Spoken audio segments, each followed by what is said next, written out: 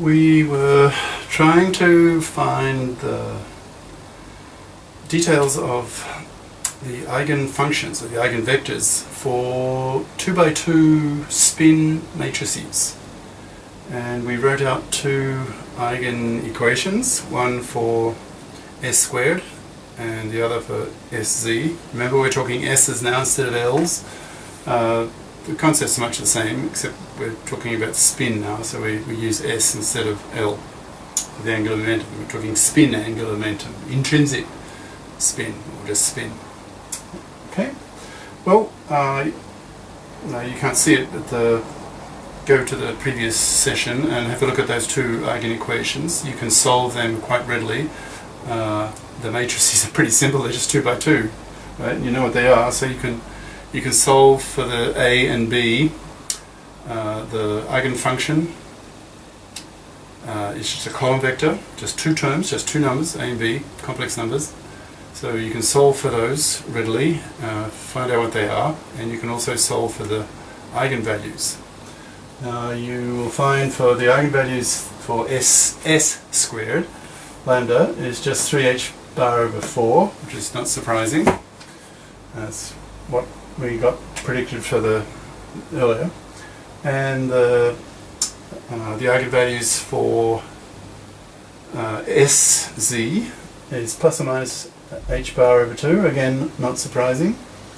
And for the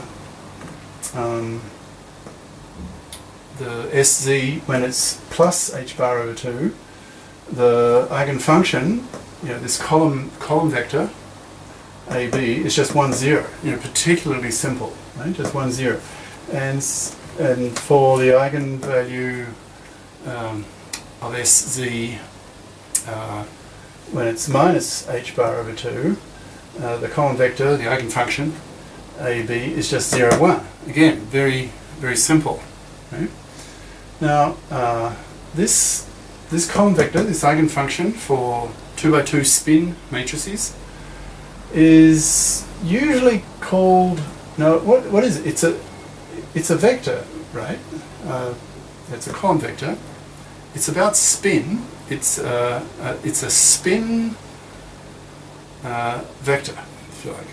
So after a while, that got shortened to spinner, which is it's just you take two words and you join them together. You cut out a bit in the middle, and you get a shorter word and portmanteau word, and it came out as spinner. So it's written S-P-I-N-O-R. Now, there was some debate, should you pronounce it spinner or spiner? Well, I think spinner is won out, and it's just, think of the pronunciation of the word winner, right? Like it's like winner. Just so if you see S-P-I-N-O-R, pronounce it spinner, right?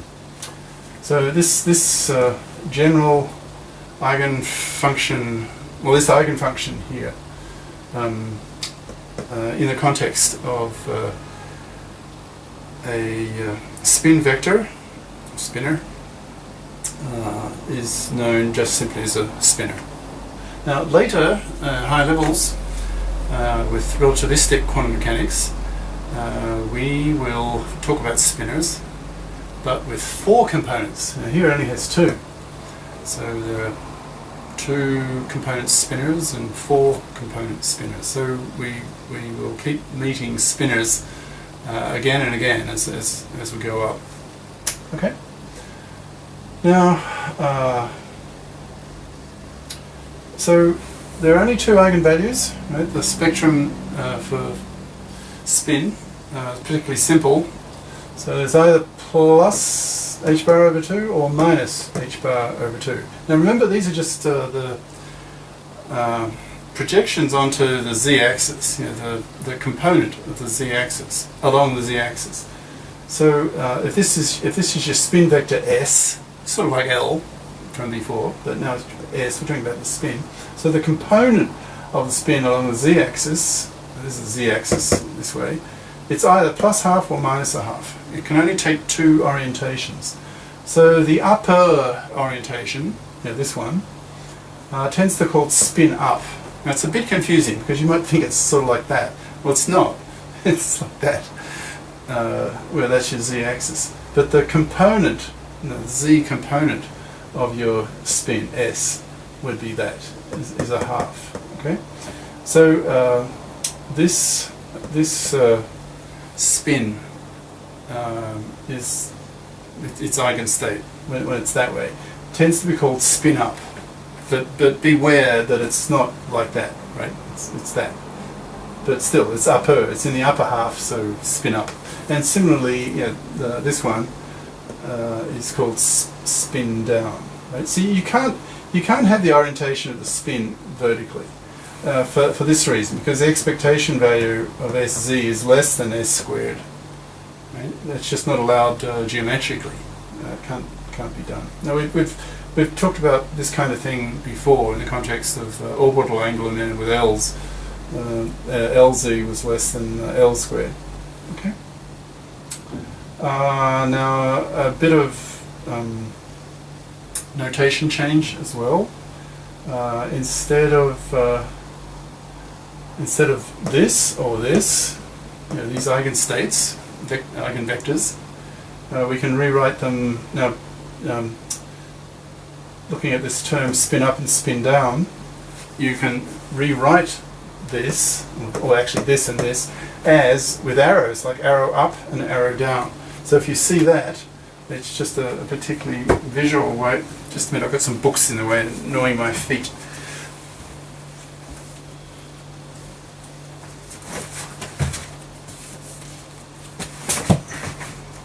Okay, a bit more comfortable, a bit more space, except for the lamp. Okay. So just putting an upward pointing arrow and a downward pointing arrow, that's as kets, two kets. So that ket represents the spin up state. In other words, this one.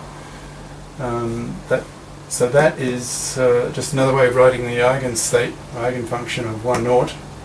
Okay, and that's the spin down. That corresponds to that.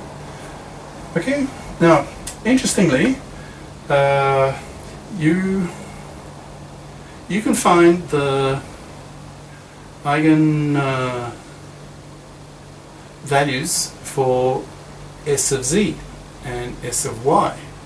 Now you know the matrix operator, the matrix representation of the operators for S.